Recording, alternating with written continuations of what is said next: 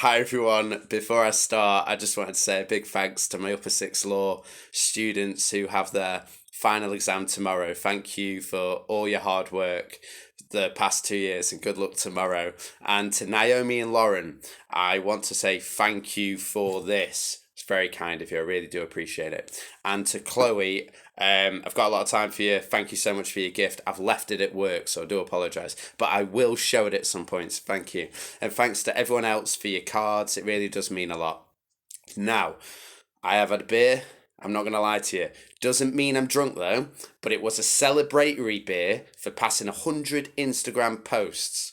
But I wasn't going to dress like this without having a beer, so just wanted to explain that. Anyway, welcome back to the return of Law with Dunk the Law Guy, and today is Monday's day 42 of the Case a Day series journey, coming to you a little early, where I'll be covering cases across criminal law, tort law, contract law, and the English legal system.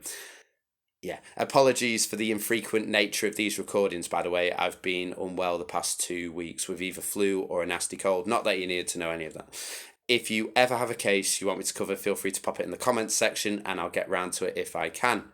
Today, I'd like to actually cover another objective mens rea test, which is still in use and took me years to figure out, hopefully, with help from other law teachers via various Facebook groups, which was that of negligence in criminal law. Just to stress, this is a form of objective mens rea, and whilst covering negligence, I'd like to explain how this mens rea standard applies in RV Adomako 1994. Negligence as a mens rea standard has been influenced by negligence in civil law, i.e., where negligence, i.e., severe carelessness, is so bad and causes death, it creeps into criminal law and can result in criminal liability. In civil law, a person is negligent if they fall below the standard of the reasonable person. However, the rule is that this won't usually be enough for criminal liability. This is due to negligence being considered a lesser form of mens rea than intentional recklessness in terms of reflecting the defendant's level of fault, i.e., level of culpability or wrongdoing or blameworthiness. However, the crime of gross negligence manslaughter illustrates an exception to what has just been said and provides an example of a criminal offence where the mens rea can be formed due to the defendant having the required level of negligence, i.e. gross negligence.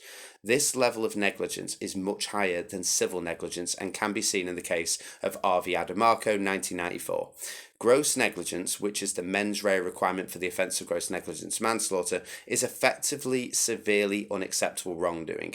In RV Adomako 1994, the defendant was a doctor, specifically an anaesthetist, who was in charge during the later stage of an eye operation at Mayday Hospital, Croydon, on the 4th of January 1987. After the patient's, i.e. victim's, first part of the eye operation had happened, which took 45 minutes, the first doctor and his assistant left the surgery room to attend an operation elsewhere. The defendant, Adomako, thus became the doctor in sole charge with his assistant yet to arrive until later. The patient happened to die in the second part of the eye operation, i.e. the final 45 minutes. Whilst in charge in the latter stage of the eye operation, it took Adomako beyond 6 minutes to notice a disconnected oxygen tube from the ventilator. The patient then went on to suffer cardiac arrest due to oxygen deprivation, and resuscitation attempts were not successful. It was unknown for sure whether Adomako was in the operation room the whole time or not. The House of Lords took the opportunity in this case to state the requirements for the involuntary manslaughter offence of gross negligence manslaughter, as the defendant must owe the victim a duty of care, step 1, actus reus. The breach of this duty, step 2, actus reus, causes death, the rules of causation needed for step 2b of the actus reus.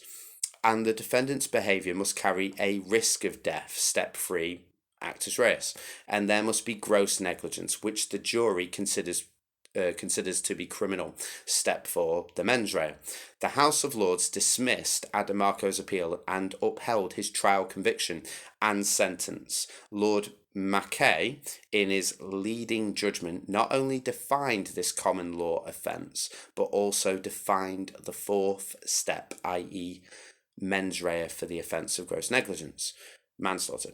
The Adomako test for the mens rea provides that it is for the jury to decide if the defendant's conduct was so bad that it should be judged to be criminal. And that's it for today. Thank you from Law with Dunk the Law Guy, and I'll see you Tuesday.